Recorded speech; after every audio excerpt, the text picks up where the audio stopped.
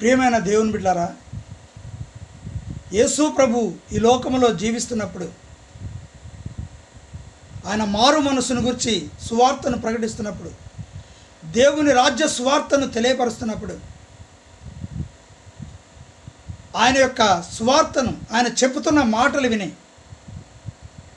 పాపులను రక్షించుటకు ఈ లోకానికి క్రీస్తు వచ్చిన సత్యాన్ని ఎరిగి, ఒక పాపాత్రురాలైన స్త్రీ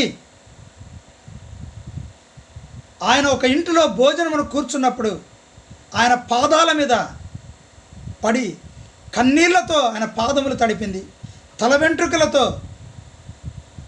పాదములు తుడిచింది, తన పాదములను ముద్దు పెట్టుకున్నది. మరి విలువైన అత్తరును ఆయన పాదాలకు పూసింది. తన పాపములను ప్రభువు దగ్గర ఒప్పుకున్నది కన్నీళ్లతో. ఆయన నీ పాపములు క్షమించబడి ఉన్నవని ఆమెతో యేసుప్రభు సెలవిచ్చాడు. ప్రియమైన దేవుని బిడ్డలారా, ఈ లోకంలో ఎవరైతే ఆమె వ్యభిచారపు వృత్తి కలిగింది, ఆనాటి నుంచి ఆమె క్షమాపణ పొందిన తర్వాత మళ్ళీక తిరిగి పాపానికి దాసురాలు కాలేదు. ఈనాడు ఎవరైతే వ్యభిచారము చేస్తూ వృత్తి చేస్తూ బ్రతుకుతూ ఉన్నారో, వారి యొక్క వ్యభిచారమే వారి యొక్క జీవనోపాధిని ఎవరనుకుంటారో, దయచేసి ఆ జీవితాన్ని మార్చుకొని, ఆ వ్యభిచార క్రియను మార్చుకొని, కష్టపడి పనిచేసి నీ జీవనోపాధిని సంపాదించుకొని నువ్వు బ్రతకాలి.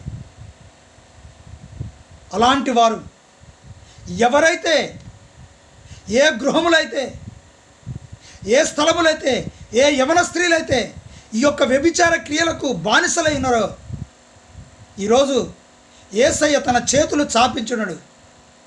పాపములను క్షమించడానికే, పాపులను క్షమించడానికి, క్షమాపణ చేయడానికే ఈ లోకంలోనికి క్రీస్తు వచ్చింది కనుక నువ్వు యేసు ప్రభు దగ్గరకు వచ్చి నీ పాపాన్ని విడిచిపెట్టి ఆయన ద్వారా క్షమాపణ పొంది ఆయన రాజ్యంలో ప్రవేశించడానికి, ఆ పరలోకంలో చేరి ఆయనతో కలిసి ఉండడానికి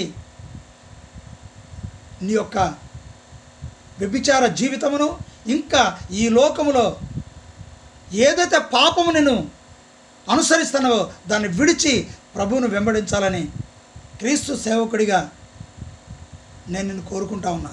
ఆమేన్.